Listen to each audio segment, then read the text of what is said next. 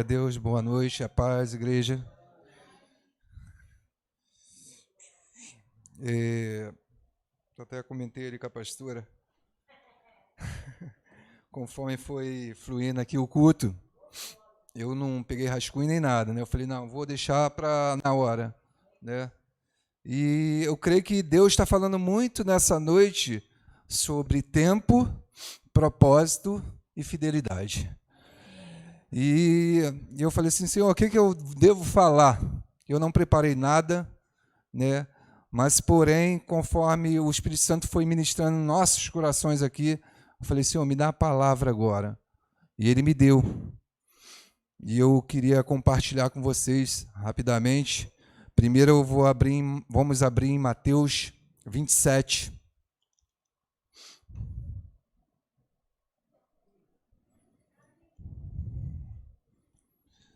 Só um versículo só. 27, versículo 50. É 50 e 51. Mateus 27, 50 e 51. Amém? Todos acharam? Amém? Antes de tudo, vamos fechar nossos olhos, agradecer a Deus por essa noite e estarmos aqui ouvindo a sua palavra, né? Que é bênção para os nossos corações, para a nossa caminhada todos os dias, né? Papai do céu, colocamos essa noite nas suas mãos. Senhor Santo Espírito de Deus, ó, coloca nossos corações nas suas mãos. Ó, papai, que o Senhor venha, Espírito Santo, ministrar em nossos corações, não aquilo que queremos ouvir, mas aquilo que precisamos ouvir, Senhor. Ó, papai, que saia da minha boca não somente o que o André quer, mas o que o Senhor queira ministrar em cada coração. Ó, Senhor Santo Espírito de Deus, toma conta desse culto, toma o controle total desse culto, que a gente seja dependente totalmente do Senhor. Amém? Amém? Então, assim, irmãos, o pastor falou sobre tempo e propósito. E veio essa passagem para mim, muito interessante. Isso aqui fala, se você ler um pouquinho à frente, fala sobre a entrega de Jesus. Jesus, quando estava pregado na cruz, junto com um ladrão de um lado e um outro ladrão do outro. E eu falo para vocês, ele mesmo pregado, irmãos, ele tinha o controle de tudo. Tanto que um ladrão estava murmurando e o outro estava glorificando o nome dele, e ele ainda falou para aquele ladrão que estava glorificando, ainda hoje estará comigo no paraíso. Então ele tinha o controle. E assim também foi para sua mãe Maria, com seu filho João, né? Falou para Maria, falou assim, eis o teu filho João, ou seja, cuidai do seu filho. Ele estava no controle de tudo, irmãos. E assim, nos dias de hoje, ele está no nosso controle. No controle da minha vida e da sua vida.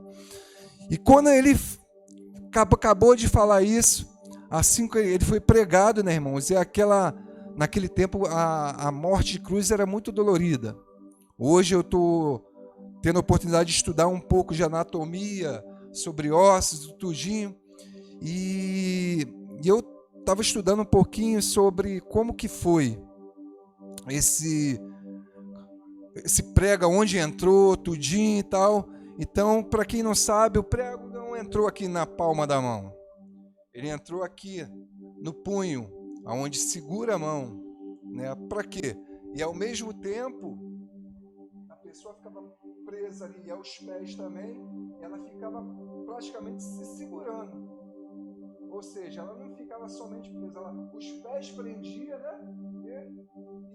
E ao mesmo tempo o punho também. Lá no Antigo Testamento, o pessoal, quando era pregado na cruz, eles demoravam um tempo, porque eles queriam não somente que a pessoa morresse, mas ele queria que a pessoa sofresse um determinado tempo. E essa morte de cruz era muito dolorosa. E muitas vezes, né, os soldados não tinham paciência de esperar a pessoa morrer, ao ponto deles virem quebrar a perna da pessoa, a pessoa não tinha como segurar ali aqui o peso dela, e aí é onde vinha e acabava aqui, e a pessoa sentia tanta dor, e o peso em si, ela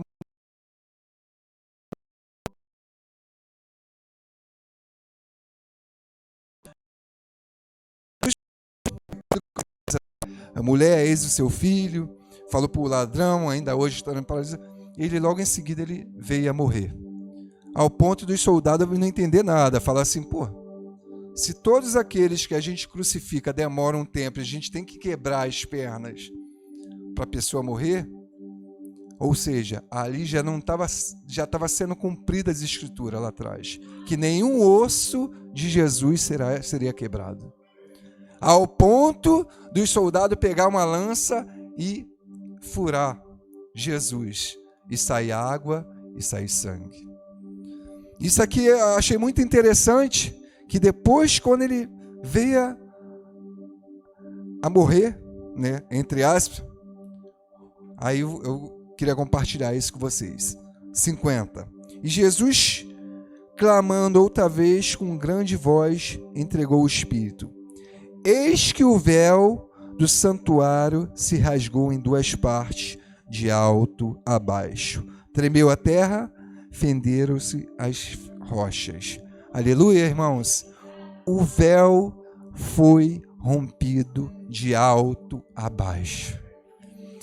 O que isso quis dizer, irmãos? Hoje você tem um livre acesso a Jesus. É o tabernáculo ao contrário.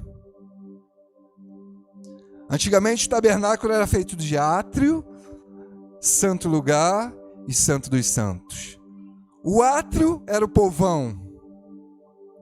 O santo lugar era o sacerdote. E os santos dos santos era o sumo sacerdote. Hoje, com esse véu rasgado, irmãos, eu e você, a gente pode chegar aos santos dos santos. Há um lugar de santos e santos que é um lugar hoje de intimidade. Jesus veio para quebrar todas as paradigmas do homem, toda a religiosidade. Antigamente você entrava no átrio, que era um lugar de serviço. Depois você entrava no santo lugar, onde era um lugar de conhecimento, mas hoje você entra direto para o Santo dos Santos, que é um lugar de relacionamento, irmãos. Irmãos, isso é tremendo, se você entender dessa maneira, irmãos. Tempo, propósito, fidelidade. Aí você fala, o que tem a ver isso, André? Aí sim, essa foi a introdução que eu, assim como foi falado ali, essa igreja não faz nada, essa igreja é isso, aquilo, outro, mas não adianta, irmãos. Vou falar um negócio para vocês. Eu creio que a maioria que ouviu falar, esse caso que houve aí do morador de rua, não sei, que se envolveu com uma senhora aí da academia, estava fazendo obra social, mais ou menos isso, né? Apesar que tem outras coisas a mais, mas isso foi a desculpa dela. Ela entrou direto no serviço. Ela estava num lugar de átrio. Ela não teve conhecimento e não teve relacionamento. E muitas vezes você, essa igreja não está fazendo nada. Não quero fazer, irmãos. Para não ter relacionamento, você não deve fazer. Você não deve entrar para o trabalho se você tem um conhecimento e relacionamento. Então, quando o pastor começou a falar, eu falei, o senhor quer falar isso? Precisamos de um relacionamento. O véu foi rasgado, agora a decisão é sua. Aleluia. Tempo, propósito e fidelidade. Aí já veio outra passagem para mim, muito interessante, sobre um homem, sobre José. Quem conhece José do Egito? Já ouviu falar a história? Teve até uma novela agora há pouco tempo. Tem tudo a ver com tempo, propósito e fidelidade. José era um homem temente a Deus e era fiel, era obediente. E se eu não me engano, tá em Gênesis 37, se eu não me engano. Deixa eu ver se não foi esse, você me corrige, irmãos.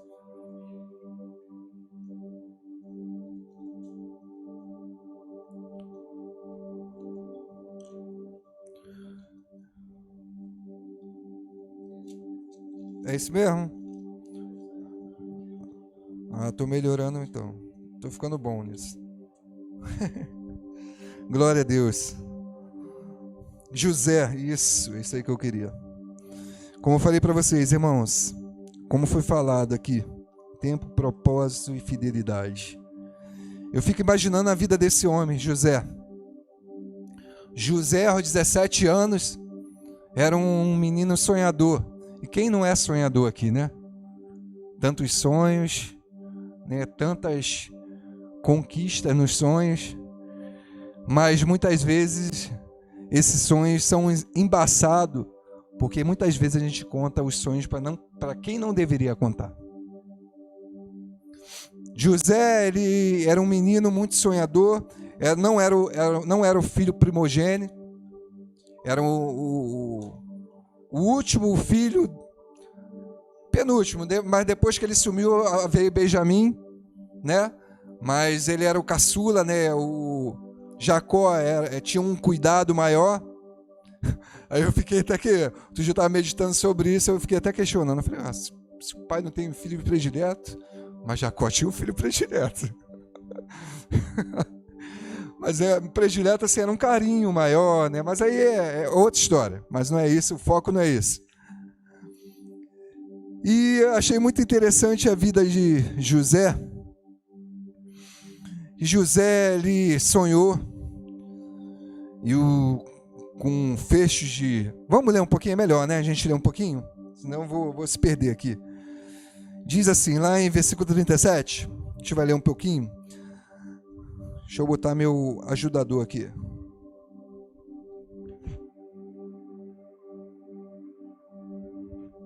Começa a ler meio embolado. Versículo 1. Habitou Jacó na terra das peregrinações de seu pai, na terra de Canaã. Esta é a história de Jacó. Tendo José 17 anos, apacentava os rebanhos com seus irmãos, sendo ainda jovem. Acompanhava os filhos de Bilá e os filhos de Zilpa, mulheres de seu pai, e trazia mais notícias dele a seu pai. Ora, Israel, que era Jacó, amava mais José que todos os seus filhos, porque era filho da sua velhice. E fez-lhe uma túnica talar de mangas compridas. Vendo, pois, seus irmãos que o pai amava mais que todos os seus outros filhos, odiaram e já depois podia falar pacificamente. Teve José um sonho e o relatou a seus irmãos. Por isso odiaram ainda mais. Pois lhe disse, rogo-vos, ouvi este sonho que tive. Atávamos feixe no campo, e eis que meu feixe se levantou e ficou em pé. E os vossos feixes o rodeavam e se inclinavam perante o meu. Então lhe disseram os seus irmãos, reinarás com efeito sobre nós? E sobre nós dominarás realmente? E com isso tanto mais odiavam, por causa dos seus sonhos e de suas palavras. Teve ainda outro sonho, e o referiu a seus irmãos, dizendo, sonhei também que o sol e a lua 11 estrelas se inclinavam perante mim. Contando a seu pai e a seus irmãos, repreendeu o pai e lhe disse, que sonho é esse que tivesse? Acaso viremos, eu e tua mãe e teus irmãos, a inclinar-se perante a ti em terra? Seus irmãos lhe tinham ciúmes. O pai, por entanto, considerava o caso consigo mesmo. E como foram os irmãos apacentar o rebanho do pai, em Siquém, perguntou Israel a José, ou seja, perguntou Jacó a José, não apacentai teus irmãos o rebanho em Siquém? Vem, enviar-te-ei, e eles responderei José, eis-me aqui. Disse-lhe Jacó, vai agora e vê se vão bem teus irmãos e o rebanho. E trazei notícia assim, enviou o vale de Hebrom, e ele foi a Siquém. E o homem encontrou até aqui. Amém, irmãos? Então, como eu disse para vocês, José era um menino sonhador. Muitas vezes, irmãos, a gente tem sonhos e muitas vezes a gente pega nossos sonhos e não contamos nossos sonhos para as pessoas corretas. Esses irmãos deles aqui, eles tinham ciúmes do seu irmão. Não porque ele era mais bonito ou alguma coisa além, era por causa do propósito de Deus dele. Por isso que eu falei, tempo, propósito e fidelidade. Tudo que aconteceu aqui tem um propósito. Tudo que está acontecendo na sua vida hoje tem um propósito. Propósito é seguido de processo, né, irmãos? Esse aqui, José, para ele chegar no propósito dele, ele passou por um processo, e um processo doloroso. Muitas vezes, no primeiro processo que a gente passa, muitas vezes a gente até se escandaliza e chuta o balde, joga tudo pro alto. Mas José era um homem temente a Deus. José era um homem fiel a Deus, era obediente. Assim como ele já sabia, irmãos, que os irmãos deles tinham aquele ciúme, né? E aí, um pouco de imaturidade, né, na parte dele, ele contou esse sonho. E ao mesmo tempo, quando o pai dele enviou ele lá, se ele tem um pouquinho mais de maldade, ele falou assim, não vou não, porque meus irmãos estão lá, depois que eu contei esse sonho aqui, o bicho vai pegar pro meu lado. Esse é um processo muito ruim que ele passou. Depois que ele foi lá aos seus irmãos planejaram algo muito ruim para ele. Uns planejaram, vão matá-lo. Mas aí o seu irmão mais velho, se não me engano, Rubem, né? Foi Rubem. Falou, não, matar não, sangue do meu irmão sobre nossas mãos, não. Vamos colocar ele nesse poço aqui e vamos deixar ele aqui. Mas os outros irmãos não estavam contentes com o sonho e aquele ciúme total de José. Falou assim, não, vamos ver o que a gente vai fazer aí. E ao passar, eu vou passando aqui, né, para vocês aqui. E ao passar lá, tinha uma comitiva passando. E eles pegaram e venderam a José. Eu vou já passando um pouquinho, senão está muito extenso. Eu dou até o horário. E eles pegaram o José, tiraram aquela roupa que o pai dele deu. Imagina, já tiraram algo muito precioso de José. Muitas vezes a gente é tirado algo, né, material, a gente já fica revoltado, né? José foi tirado as vestes dele que o pai dele deu. Naquela época era muito importante essas vestes. E José estava lá no poço. Veio a comitiva e vendeu e levaram José. Os irmãos falou, como é que eu vou falar com meu pai sobre isso? Então vamos pegar os vestes de José, vamos matar um animal aqui, sujar, e vamos falar para o nosso pai que um animal chegou e devorou a José. E fizeram isso, irmãos. Fizeram isso, mas eu acho que, se não me engano, o Rubens era o único que não concordava. Ao ponto de, o que eu vou fazer, Rubens falou, né? O que eu vou fazer? Para onde eu vou depois que acontecer isso? E pegaram essa veste suja de sangue e levaram lá para o seu pai. Chega no seu pai chorou, né? E José foi para o Egito. E chegando no Egito com essa comitiva, quem comprou José foi Potifar.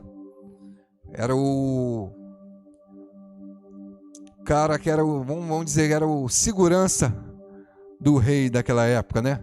Era o cara de confiança. Irmãos, eu fico imaginando, irmãos, olha que processo que esse homem passou. Primeiro processo, foi jogado no poço, numa cisterna ali vazia ali. Depois foi vendido. E nesse vender, irmãos, eu creio que quando ele chegou na casa de Potifar, ele fazia serviço na casa de Potifar. E geralmente quando você faz serviço, quando você chega, e o cara era escravo de Potifar, eu creio que ele fez um dos piores serviços, que era, não que não seja digno, entenda o que eu vou falar, mas foi tirar, ir para a ladrinha, né? Que no caso é o vaso, tirar aquela... Porque antigamente não tinha descarga, né? O cara tinha que limpar lá. E às vezes, antigamente, para quem não sabe, os reis, antes de sentar lá na ladrina lá, o escravo tinha que sentar para esquentar, para depois ele sentar, tá? Para quem não sabe disso, porque ele não podia sentar no gelado, no vaso lá. Então eu creio que ele deve ter feito isso tudo. Imagina a humilhação, tendo um pai próspero, que era Jacó, dono de várias coisas, né? Ou seja, foi tirado tudo dele. Tiraram as vestes, tiraram a dignidade, foi escravo, e mesmo assim esse homem, ele não reclamava. Ele era obediente. Ele fazia sem reclamar. Por que eu estou falando isso, irmãos? Muitas vezes a gente hoje em dia tem o Espírito Santo. Hoje em dia a gente trabalha e recebe, e a gente só vive reclamando. Reclama. Eu fico até falando com a Kelly. Eu até se coloco no lugar dela. Todo dia ela fala, esse trem, que não sei o que, tem que acabar. Sim, irmãos, mas aí para pensar. Se você está indo, é para um benefício. Agora imagine esse cara fazendo as coisas sem esperar nada. E olha que ele não tinha Espírito Santo, e olha que ele não tinha esse ensinamento de fé, né? Ele estava fazendo, eu creio, irmão, que ele estava fazendo, não esperando algo. Ele não estava esperando em ser governador, que é aonde ele chegou. Muitas vezes a gente faz as coisas esperando. Por exemplo, falo por mim próprio. Hoje eu estou fazendo um curso de radiologia, mas já almejando lá a coisa lá na frente. Esperando, fazendo, ao mesmo tempo murmurando também, porque eu vou trabalhar, acordo cedo, essa semana agora indo direto, a Kelly está indo direto 4 horas da manhã, 4h30, estou indo, voltando, aí depois eu vou para o trabalho, volto e tenho que estudar. Agora, graças a Deus, está sendo só online o curso, porque está na reta final, mas ao mesmo tempo domingo aí tem que ir para o estágio, ou seja, eu assim, murmuro, e eu sou gente, né? Quem não é gente aqui? E a gente está no processo, e a gente fica o tempo todo murmurando, aonde a gente deveria ser igual a esse homem. A gente vai ler aqui, irmãos, e a palavra diz que o Senhor estava sempre com José. José foi vendido, aí diz a palavra, e o Senhor estava com José. Eu digo uma coisa para você. Você está num trem cheio, você está num serviço que o patrão está te perseguindo, você está ou seja, em qualquer lugar que você não está se agradando, mas eu falo para você, o Senhor está contigo. Se você tiver essa certeza, você vai entender que o Senhor está contigo e não é o lugar que é ruim. Quem faz é o lugar, é aquilo que está dentro de você que tem que ser exposto para fora. Conforme a intimidade, abriu, o véu não foi rasgado, você tem o livre acesso hoje de adorar e louvar a Deus. E quando você faz essas práticas de adorar e louvar e outras práticas, o ambiente pode estar ruim, mas tudo e todos vão se beneficiar quando você entra nesse lugar. Potifar, ele chegou ao ponto que ele sabia que, quando ele comprou José, ele viu que tudo que José metia a mão dava certo, irmãos. Por quê? O cara não murmurava, o cara era temente a Deus e o cara era obediente. Essas 3 coisas, você está sendo, irmão? Pelo menos uma. Se você tiver pelo menos uma, você vai ver como é que as coisas vão começar a acontecer. Então, assim, não é o local em si próprio, mas é a pessoa do Espírito Santo que habita em nós que vai mudar as circunstâncias.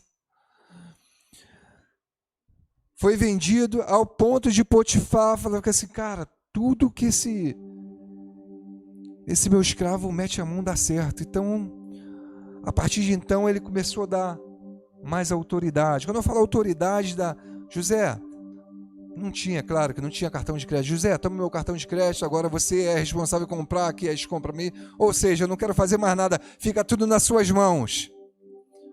Porque ele percebeu que José era um homem de Deus. O Senhor era com José. Aí estava ao ponto, né, estava tudo bem. José, aí para mim estava bom, né? Aí, ou seja, de escravo começou a melhorar um pouquinho e tal. Muitas vezes, irmãos, a gente está aí como escravo nessa vida e começa a melhorar um pouquinho, né, quando a gente vem para a igreja. Mas aí logo em seguida acontece o que aconteceu aqui com o José. José estava melhor um pouquinho, já não era aquele escravo de limpar tudo, já era um escravo que mandava nos outros escravos. Me ajuda aqui ou faz ali, sei lá. Vou ali comprar, vou pegar o cartão de crédito do patrão, vou pegar ali o cavalo do patrão, vou lá comprar. Eu estou falando aqui, mas não está escrito, tá, irmãos? Mas eu creio que foi dessa maneira. Porque ele tinha mais autoridade do que os outros escravos. E muitas vezes a gente vem para a igreja assim também. A gente é escravo do mundo e a gente recebe, ou seja, aceita Jesus como o único e suficiente Salvador e melhora um pouquinho, mas logo em seguida e ladeira abaixo. Assim que aconteceu com José. José estava legal, tranquilo. José era aqui a palavra diz que ele era um garoto pintoso, bonito, né? E sabe o que aconteceu? A mulher de Potifar levantou um falso testemunho contra o menino. Falou que ela queria se deitar com ele. E ele, não, como é que eu vou fazer isso com o meu Senhor? Não posso, porque ele era fiel, fidelidade. Já tem observado? Tempo, olha o tempo que... Ou seja, se você ler mais a fundo, levou 13 anos desde escravo a ser governador. 13 anos. E não foi somente José não, irmão. Se eu pegar aqui, todos os homens de Deus levaram um tempo. E muitas vezes a gente quer que aconteça logo de seguida. Não é assim.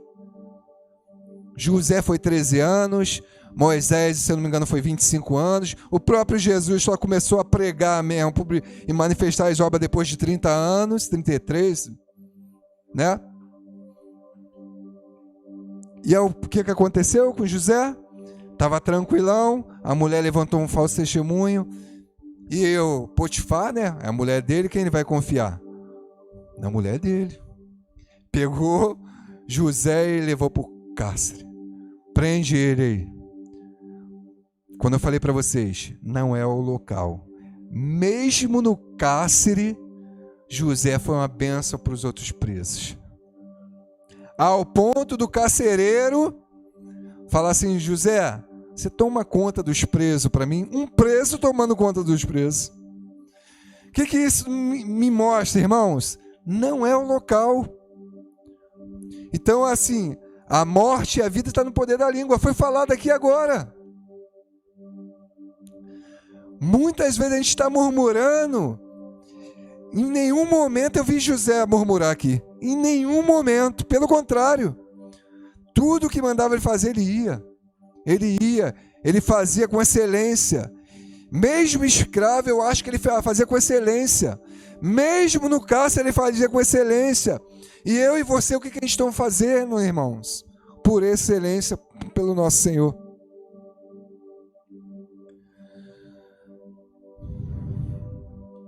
Tempo, propósito e fidelidade. Esse homem, para mim, eu tenho meditado e se não me engano, a minha mãe estava vendo até essa novela, e aí de vez em quando eu chegava do curso, eu olhava rápido, falei, caramba, ele está meditando, e hoje eu falei, eu não vou preparar nada não. O que for falado, eu creio que quando os irmãos começarem a falar lá, é aquilo que o Espírito Santo quer ministrar no nosso coração.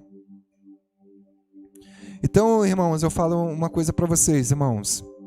Quando a gente é temente a Deus, quando a gente é obediente, as coisas acontecem na nossa vida. E quando a gente também, fecha um pouquinho a boquinha. Muitas vezes a gente murmura demais, irmãos. A gente tem tudo. O véu foi rasgado de alto a baixo. Você hoje tem um livre acesso a um relacionamento. E quando tem relacionamento, tem transformação. E quando tem transformação para você, todos que estão ao seu redor vão desfrutar disso. Todos. Desde o ateu ao espírita ou budista, não interessa.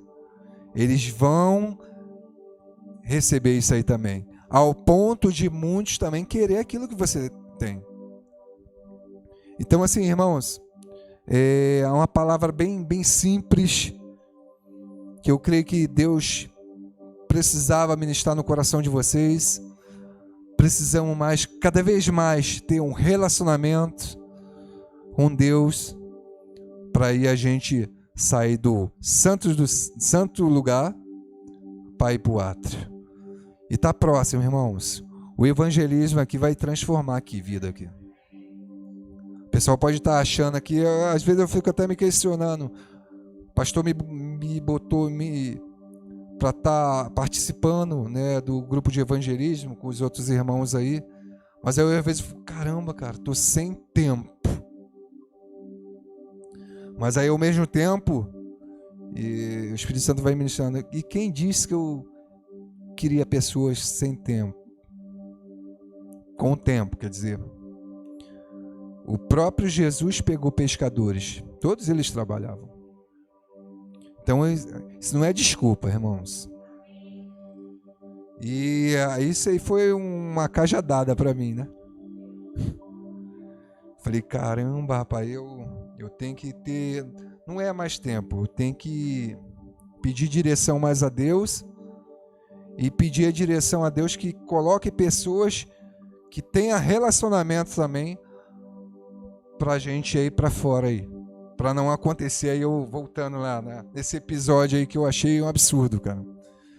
Que a menina até usou a palavra de Deus falando que estava fazendo obra social. Tava nada, tava na carne, pô.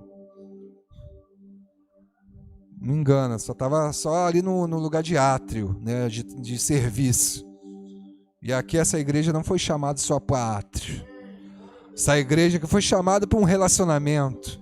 Você e eu fomos chamados para um relacionamento, chamado para um conhecimento e um transformamento. Amém, irmãos?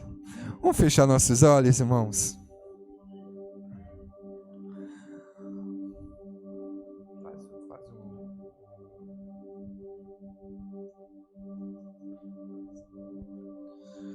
Sim, Jesus. Colocamos, ó Pai, essa palavra, Senhor, no coração de cada irmão, ó Pai. Que podemos ter cada vez mais, Senhor, um relacionamento, Senhor, através do Espírito Santo com o Senhor, Pai. Que o Senhor venha trazer mais conhecimento, Senhor. Ó, Senhor, e chegaremos ao serviço, Senhor, através do Espírito Santo, Pai. Ó, Senhor, Santo Espírito de Deus, coloca o Senhor, cada irmão aqui nas suas mãos, ó Pai. O Senhor ministra um coração de cada um, Senhor. Ó, Senhor, Santo Espírito, Senhor. Também, Senhor, em nome de Jesus, Senhor, o Senhor tem falado aqui, desde quando eu entrei nessas portas, Pai. Se tem alguém com dores nas costas, dor de cabeça e dores nas pernas, em nome de Jesus agora, Senhor. O Senhor venha tocar agora, em nome de Jesus, ó Pai. E declaramos que essa pessoa é sarada e curada, Senhor.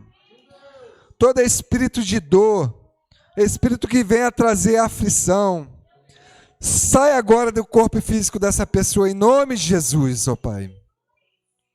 Colocamos, ó Pai, também, Senhor, aquelas pessoas que estão acamadas agora, Senhor, no hospital, Senhor, precisando agora de um